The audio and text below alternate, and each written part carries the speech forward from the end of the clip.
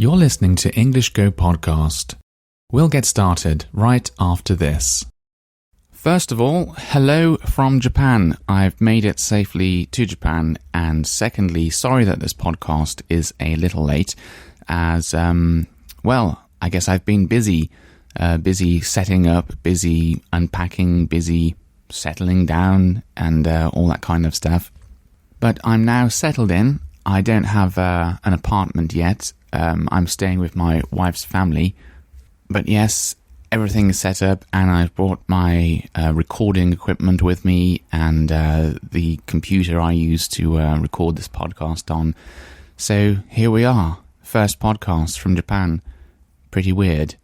Actually, I should apologize for something because I've had a few people contact me saying that they're really going to miss this podcast.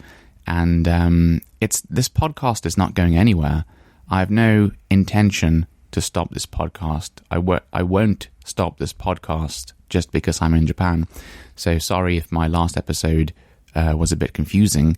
What I was saying was, or what I was trying to explain, is that I thought being in Japan is going to make this podcast more interesting because it's going to highlight for me, it's going to show me so many ways that England is different, that England is English, I guess, and then I'll be able to talk to you about those, those differences, those little like English things that I don't normally notice because I'm just living in England all the time. Right, so what do I talk about today on this first podcast, this podcast from Japan? It's so weird. I suppose I'll tell you a bit about my journey over here because it's unusual. I bought a one-way ticket. I visited Japan 5 times before. Every single time I've had a return ticket. So I know, I'm going to be coming back to England. This time it's one way, no return. And it is so weird. When I went to the airport and I checked in my luggage, the luggage that goes into the hold, into the bottom of the aeroplane, handed over my passport, and then I got my boarding pass back, and it was just one boarding pass for one flight. Normally I get 2, one for the flight out and one for the return flight as well. It's just so weird knowing that there's no date set for coming back at all. Nothing's been arranged, nothing's been planned.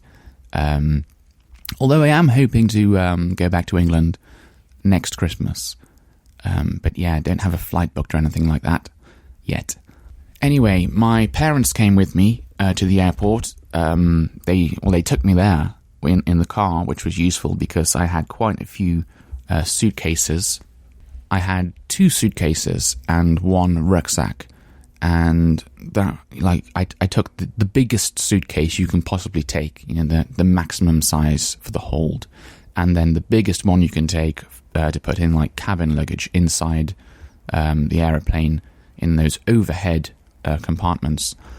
And I just tried to fit as much as my life inside these things as I could, as much as of the things that I own, the things that I needed to take with me. And that's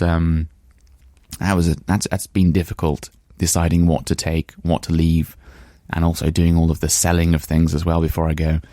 But in the end, I think I made some good choices. I think I did a good job of packing. So yes, but I ended up with quite a few suitcases. So my parents kindly drove me to the airport, which helped me a lot. And then they saw me off. They waved goodbye to me. And that was a sad moment, to be honest. Both of my parents looked pretty sad that I was leaving, and then knowing that they wouldn't be seeing me for a while. So yeah, bit of a sad thing to do, really.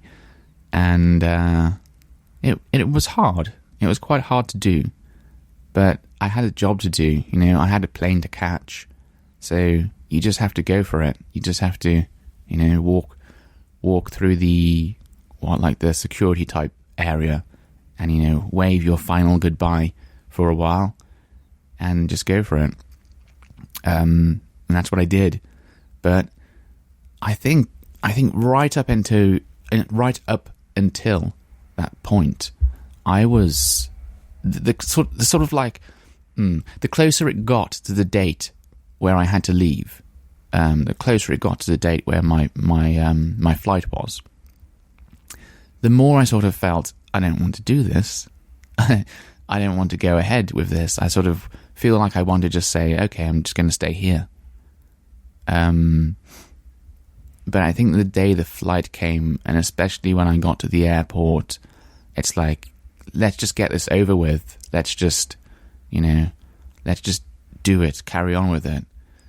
I guess it's because saying goodbye is quite a hard thing to do and not a nice thing to do. So at some point, it's just like, let's just get it over and done as quickly as possible. That's sort of how I felt. Because it was saying goodbye to many things, not just to my parents, but I guess it's, my whole family and my country, England, my language in a way. So yeah, it was a bit sad.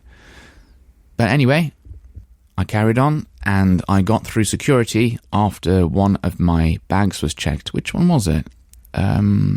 I think, it was my rucksack that got checked, and it got checked because I had a Steam Deck in there, like a handheld games console, and I hadn't taken it out of my bag. But I think it's very confusing because they say, have you got a laptop? No. Have you got an iPad? No. Or a tablet? And that was it. So I just left everything in my bag. And the only thing that they didn't like was the Steam Deck. Apparently, I didn't know. They wanted me to get it out, even though it's not a tablet or a laptop. So the first flight was completely completely fine, and it's over pretty quickly because I was flying to Paris. When I got off the plane, and I had to go through security again. This time I did take the Steam Deck out of my bag and out of its case as well, so they could see properly. But the smaller luggage, the cabin luggage, that didn't go through the scanner this time without there being a problem. So in Birmingham, where I flew from in England, it went straight through, and nobody said anything about anything in there. But in France, they had to open up the suitcase and have a look inside, and she said, "Do you have a camera in this case?" And I said, "Yeah." And apparently I should have taken that camera out. But I've got so many things in that case. It's, I had a Nintendo Switch in that case. I had some speakers. There's some like capture card. There's just so many electronics. I can't understand why the camera was the only problem. But apparently so. It's strange. I don't understand how these things work, really. But anyway, this person found the camera, sort of told me off a bit, and said, take the camera out next time. And then started, using, a swab inside my bag to do a drugs test. And I thought, well, that's a bit weird. Obviously, I haven't got any drugs in my suitcase, and I don't, really bother with such things. But, you just wonder, what happens if it misdetects something or it's like a false reading? That could really mess things up. But thankfully, it just went through fine. And I got my suitcase back after quite a long wait, it has to be said, and carried on my way. Now, the flight to Japan, wow, it was long. I knew how long it was because I've done it 5 times before, but for some reason this time it felt much longer than it has ever been.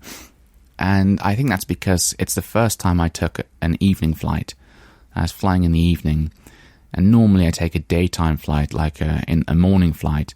And what I do is I might watch a few films, I might listen to music, I might play some games if I've taken some kind of games console with me. And the flight seems to go by okay. But this was an evening flight, and I was trying to sleep, and I couldn't, because I was on a plane, and it's just too noisy, and there's too many things going on, there's too many lights flashing on people's screens. So I really couldn't sleep. And it was the lights were always off inside the plane. They never switched them on. So I didn't want to look at the screen in front of me because it was too bright. I mean, you can turn the brightness down, but it was still too bright. And it was like a dark environment with a bright screen, and it was just really not nice. So I didn't do anything at all. I listened to some podcasts, but apart from that, I didn't do anything. I just sort of sat there and just waited for something like 13 hours to go by, and then tried to sleep, and it was very uncomfortable. And yeah, that was a long flight. I don't want to do a nighttime flight again. If you're one of those people who can sleep on a plane, it's probably great for you. If you're not, it's horrible.